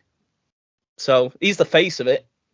But we have silent backers. So you look at us and the way we're ran. So I think there's 7 people on our board with 2 majority stakeholders, Eamon, and then the rest. So you look at that. He's got his mates from, I think one of them's still based in Singapore. The other one's based in London. But you look at what Richard Branson could have brought with his connections and his money. So if Eamon McManus can bring in, the people he has to our club, the Colemans, then you can you could just imagine what he could have brought to Super League and to rugby league in general. It's a really interesting one, and I very much wish we'd turn around and say to London, right, we're going to do like we did with Catalans. Is a minimum 3-year term in Super League. You're going to be exempt from any relegation, which obviously with franchise. Should have done that with Toulouse. Should have done that with Toronto. Should have done that with every club basically that's ever come up. I mean, certainly those two that have made their way up. But the ones like Toronto, we made them go to League One. Why? Why didn't we just go? Decide in the end it was pointless. I mean, I see why to an extent they did it. So if the Catalan model works, why is it we've never done it again? We've proven it works. There is no doubt. There is no argument that Catalan model works. Given 3 years, build the team, build the squad to be Super League ready. So why didn't we do it with Toulouse when they got put into the league? Why didn't we do it then with, London, for example? Why didn't we do it for Toronto? Why did we never ever replicate that model if we've got a successful model? It's the most rugby league thing ever, that you can have something that works and then never go back to it and then revisit things that we've deemed haven't worked. Yeah, it's a really interesting. I mean, I feel like I know the answer to why we didn't, and it'll be to not upset the team that finished top of the championship that then wouldn't have got promoted. But if I remember rightly, we had promotion and relegation when Catalan were brought in. Yeah, because I think, was it Salford or Widnes went down in 11th place? Or it might have been Cass, wasn't it? Cass, I think. Was it Cass and Salford that went down that year? Yeah, Cass fans kicked off.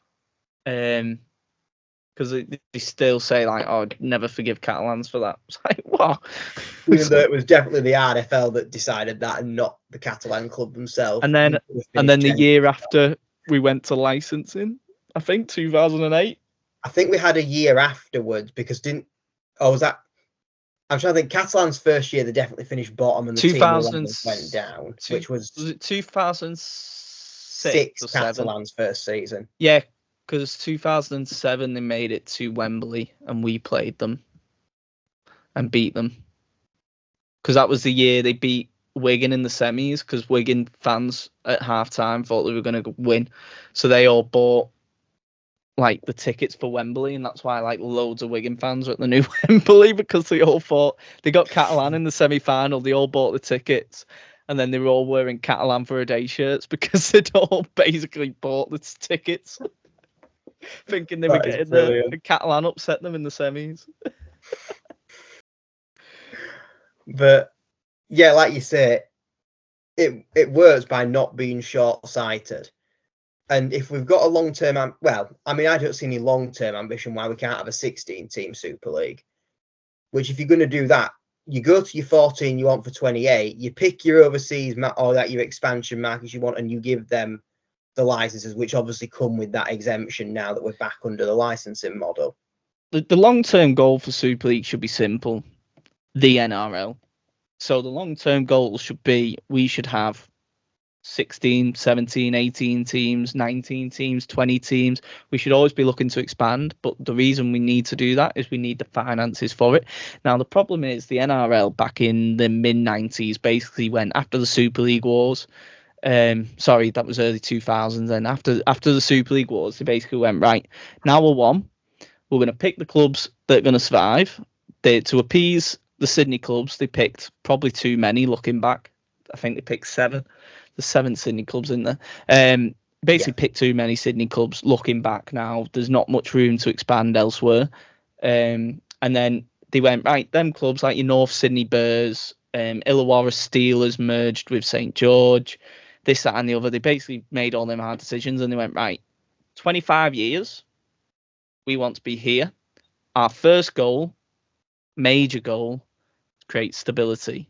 Second major goal, get every game on TV, because more eyes on the screen equals more money.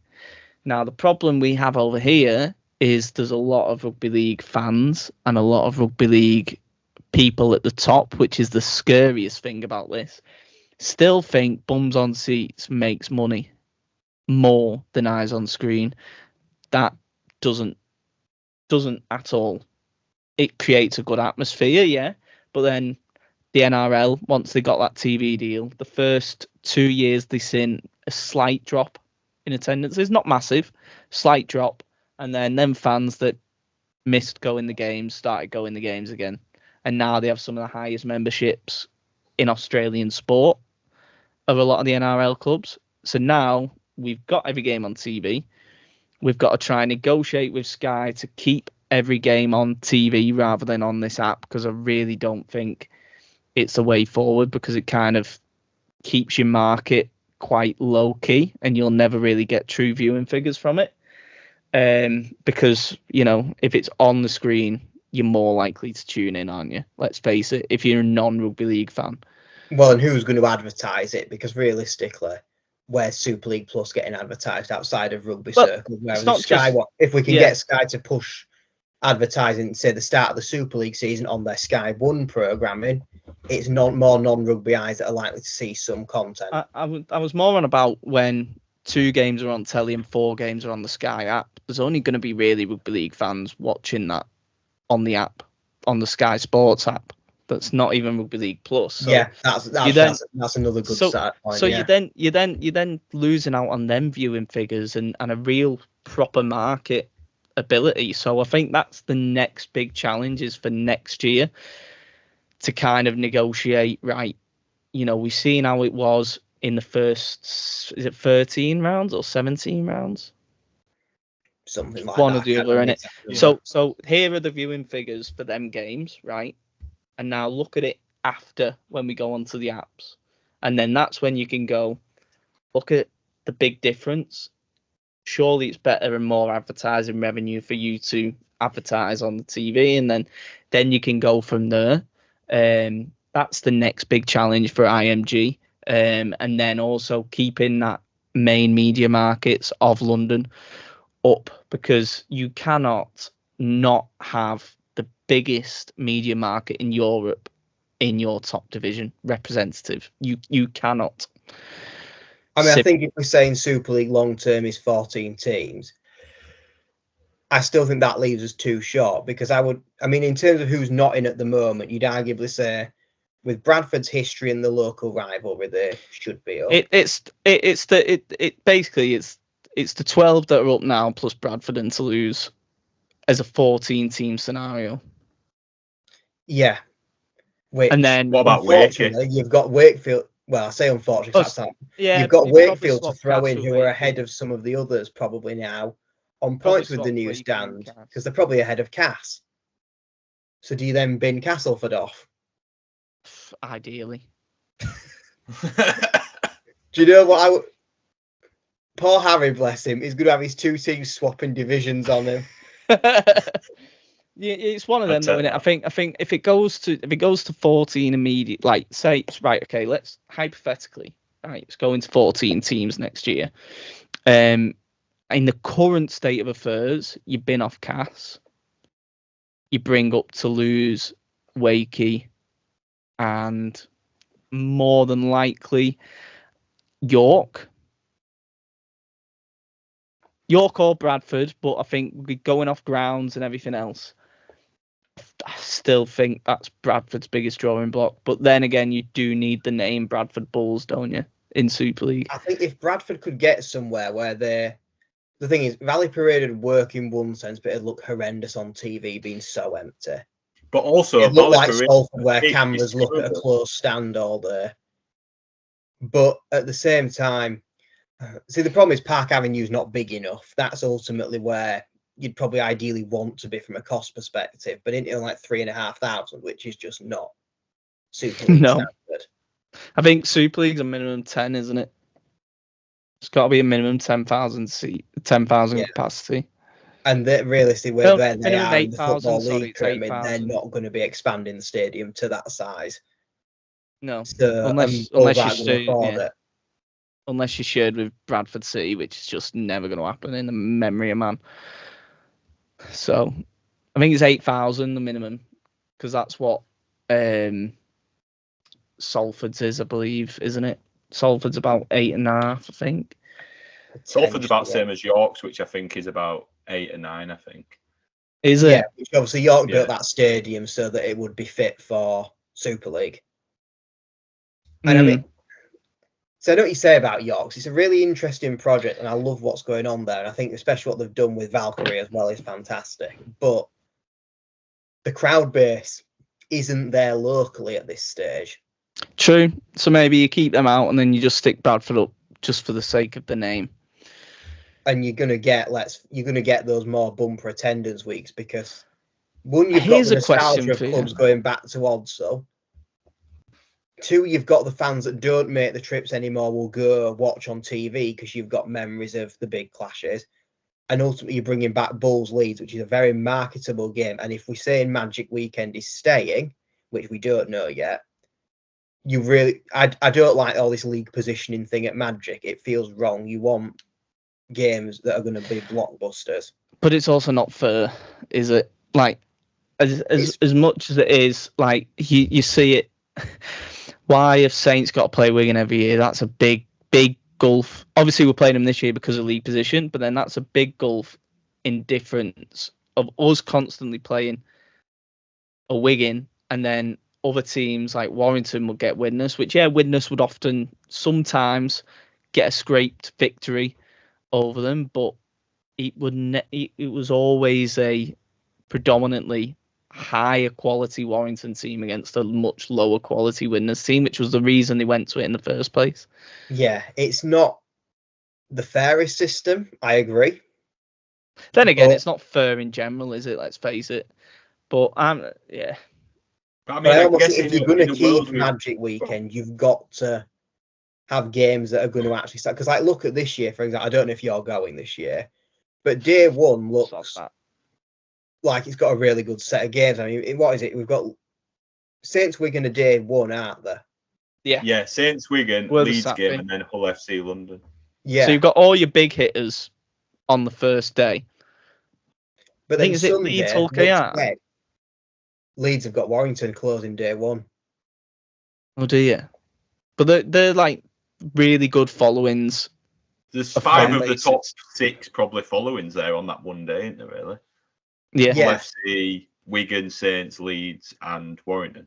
Probably. And then you've got you'll have the likes of Salford, Cass, who are a good following, but then you've got the likes of Salford, KR.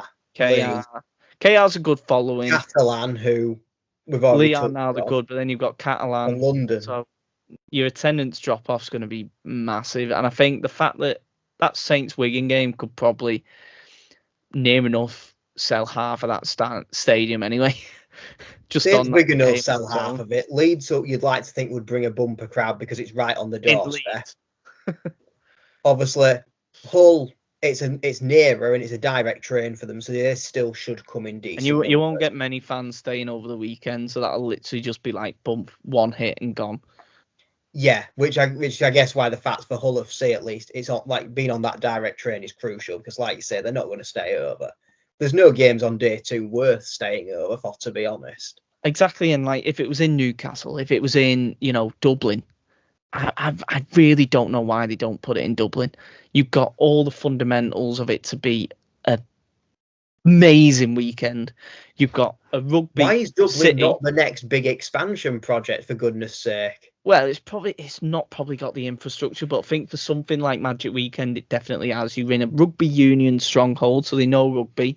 They love a piss up. You can market it as rugby and a piss up. You are there, and the amount of people that go fucking Dublin for the weekend. Oh, I'll have some of that, and they'll be going. It will sell out massively. And for me, you've got the chance, right, for something amazing with Magic Weekend. You can have 3 venues and have it in a rotating system. 2 years at one, 2 years on one, 2 years on one, 2 years on one, like that. So you can build on the momentum, and then when it comes back around, they go, right, I want to go back to that. Or so you have it in like Dublin's going to be venue. So Dublin venue 1, Newcastle because it's already got the base there, and 3, the absolute wild card, and I think it is perfect. Either Valencia, right, or Espanyol in Barcelona. You didn't fancy Lanzarote eruption then? No. So you've got Valencia, who have a rugby league team in the Valencia Hurricanes, right? It's a 30-40 minute coach ride from Benidorm and a lot of other resorts there. You've even got Lloret de Mar that you could stay in. You've then got Barcelona, where you'll have lots of people staying in the city. You can have them two as like your alternate ones, so that you can have a Spanish one and then you can have them. Or if you really want, just throw it at Spurs. Espanyol holds 37,000. I like that because obviously we had the Camp Nou game the other year that was very well attended. And it feels like we've done nothing with that since playing there. And it's a smaller capacity than the new camp. Yes, but it's still got that. Well, it's going to hold that atmosphere a bit better. And, you've started to make foundation. It's easy and cheap enough to get to. But for me, Dublin's the perfect home for Magic Weekend because it's got that rugby link already. And like I said, and half the Aussies will have problems getting visas. Well, exactly. So, they won't anyway with our agreement now. In fact, I'm surprised, actually. That's a good point.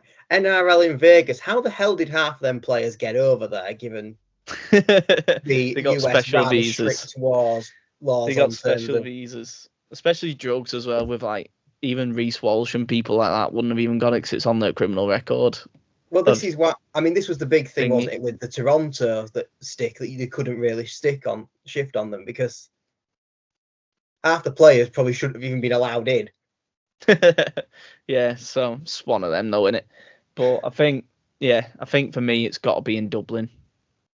That's my shout, and it has been for years. And the fact that they still don't even try, even like Belfast Stadium's too small. I think it only holds about 20,000, so it's not really quite enough. But Dublin holds 50 odd thousand, perfect ground. Yeah, I like that idea. I like the rotation I'm a fan of that as well. And the fact that it's a lad on Twitter that's thought about it, and we've got Rodri Jones there making Catalan pay for flights everywhere. It's these are the differences between good people who are in the wrong jobs and bad people who are in the wrong jobs.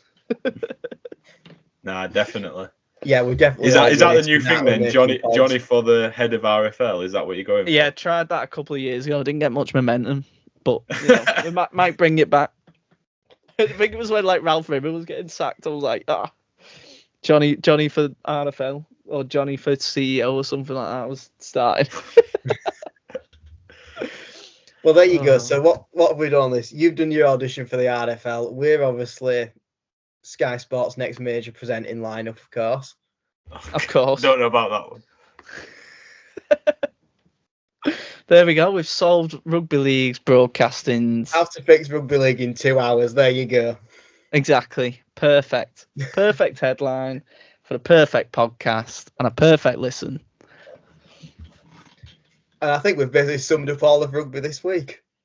Yeah, but I think we've more than covered that, haven't we, really? Yeah.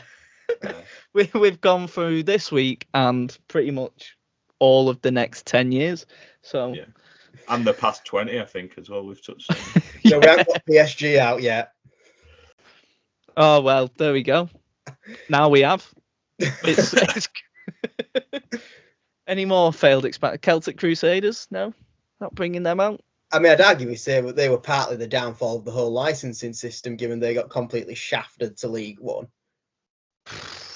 Well, that's another story for another day. Instead of League One, you don't have the backlash against licensing that we had. I don't know. It was just a failed venture from the start, wasn't it? Gateshead, we didn't mention them. Yeah. Coventry Bears. Back from the dead. Coventry Bears, yeah. Now Midland Hurricanes, of course. With, I think, the worst online shop system ever. Why'd you have to pre-order a shirt in January that's then never made again? What? Have you not heard about the famous Midland shirt saga? Really nice. No. So obviously they've got one of the. Were they made to order? Kits. They were made to order, and the ordering window was like a week long. And if you didn't order it in that week, there is no way to purchase it now. I mean, we thought London was bad having pre-order jerseys in round 3 of the season. That's even worse. Yeah, without sponsors on it, which now they've got a sponsor for. So which I will say, credit. Obviously, we know I love a good kit review. Full credit to them for keeping Brewdog on the white banding. But can we make the white box on the back big enough to fit the players' names in? Yeah. You have no idea how much that wound me up with certain players watching it. Or just change, have variable font sizes for kit designs like that. Just have a different font altogether, to be fair, because it's terrible. Yeah, it's awful, isn't it, that? Yeah. Jesus, who signed that off? Well, probably Rodri Jones. You'll watch World Club Challenge. How refreshing was it to see the old school Super League font back? Was it? Or did they have it on their kit? They had the old one on the Wigan shirts, not the new one. I didn't even notice that. I was too busy looking at tries that weren't tries and, referees forgetting the rules. I was too busy on that. I mean, I don't think it was his greatest night with the whistle, but to give a small bit of credit to Moore, he's having to ref a completely different rule set to what his day job is. I think I guess it's another stupid thing in rugby league. Why have we got 4 different sets of rules for the same game? Rugby league is the only sport in the world where you've got a rule book for the Northern Hemisphere, a rule book for the Southern Hemisphere, and a rule book for the world. If the NRL does buy Super League, one of the first things that has to change, get them both playing under the same rule set, then World Rugby has no choice basically but to follow. The fact that our international board is that bad that they can't put the foot down and say, no, this is the one rule. This is all we can ever have. Especially now, both hemispheres, major competitions have, every game on TV now have the capability of video ref at every game. Why isn't there just one rule book? Why has Liam Moore been put in the position where we're going to operate under international rugby league rules, but what we're going to do, because it's the RFL, we're going to overrule the international board and say, despite the fact that it's in the rule book, you can't have a captain's challenge when we had the technology to do it. We had it at the World Cup in England, so why didn't we do it now? Well, I just loved how the day before the game, nobody knew what set of rules it was being ref to. Well, how it's all right. You prepare for a game when you don't know how high you can hit a tackle? Exactly, it's all right. Saints are going Vegas next year, so World Club Challenge in Vegas. Mate, hey, you got to win the grand final first. It's not signed, sealed, and delivered yet. I still think we're the team to beat now. After that first round, I made the step. I predicted Wigan to be league leaders, and I still think that, but no one cares about that. I think Saints are favourites for the grand final, in my opinion. Did we both go for a league and grand final double for the Warriors this year? I think so. I think I'd definitely go Wigan Saints final. I think the two that are obviously clear at the top. Yeah. Have been for quite a few years though, really. Catalan obviously had that 2021 year where they were unbelievable.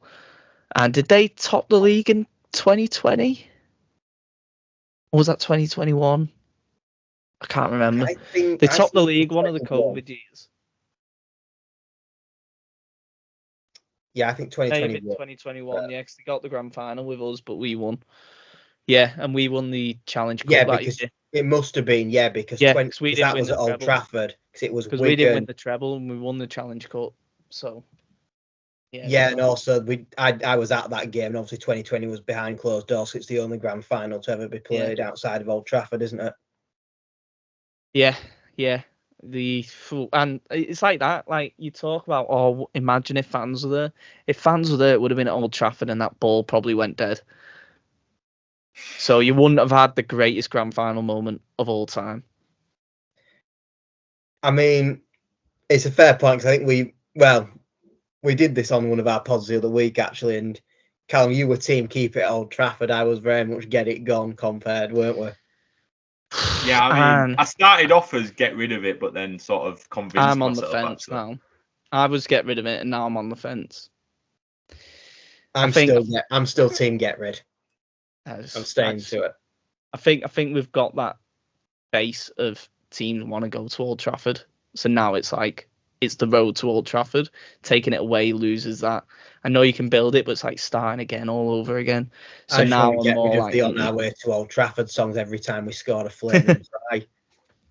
Like, even if you take it to Etihad, which I know has been knocked about, which is a great ground, like the road to the Etihad, it just didn't quite. That's it. No. You mean you don't want to get the road to the Bramley Moor Dock Stadium into a chat? Maybe if Ineos changed the name of Old Trafford, maybe. But the Grenadier Stadium or whatever. The Ineos Academy Stadium or whatever. Fucking God knows. But who knows where that leads. And yeah, I feel like we've covered a lot today. Yeah, definitely. I don't think there's anything in rugby we've not covered at this point. No. I think probably the only thing we've probably ignored in all this is French Elite 1, and to be quite honest, I know nothing about it, so let's keep it that way. Yeah, I know Caristonia joining League 1 apparently because they're too good. I know Saints legend Joseph Paulo's still playing in it, so. Battieri's gone back over there, much to your annoyance. Well, I think Maloney's left. Maloney's left. He's up in Townsville, so he's left there. But his wife and kids are still in South of France, I think. I was listening to a podcast. No, I was listening to a podcast, and he said like, oh yeah, he's joined us out here, but he's like, his wife and kids are still over in France. He's got to go sort stuff out before returning or something. I can't remember. I was listening to an NRL one, but I know he's left. Yeah. So there you go. And now we have really covered every division of rugby. Yeah. So there you go. Perfect. It's been a pleasure. Yeah, well, thank you for joining us, and thank you if you are still here in what has been our longest podcast, not just since the comeback ever, frankly. It is the Ramblings of a Saint. Boys. Well done. That's why my podcast is called The Ramblings of a Saint, because as you can probably tell from this episode, if you are even still here, yeah, I like to have a rant. And if you've not had enough of Saint fans rambling, then of course go check out Johnny's podcast if you are not already doing so. Let's be honest, you probably are. But yeah, thanks again, Johnny, and it's been a pleasure. Nice. Thanks for having me on. Thanks to all you guys at home, and we will see you next time for episode 53 when we talk about who knows what. Is it championship preview next week? I think it might be championship predictions, yes. So Bulls league leaders, I think, is coming up. Oh, right. Well, we'll wait and see if we allow Harry back or whether we file a restraining order. But yeah, that's next week. So yeah, stay tuned for that. Yeah, join us then to find out. See you next time.